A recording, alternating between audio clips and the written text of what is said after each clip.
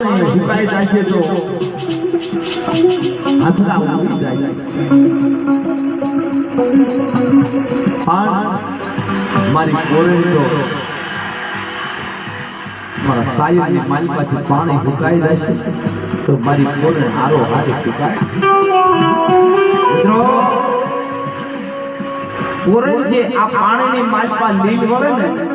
એને કોરડી કહે છે પાણી ભૂકાઈ જાય તો લીલે આરો આરો ભૂકાઈ જાય એટલે સાયર રાજાએ કીધું હે સડાવ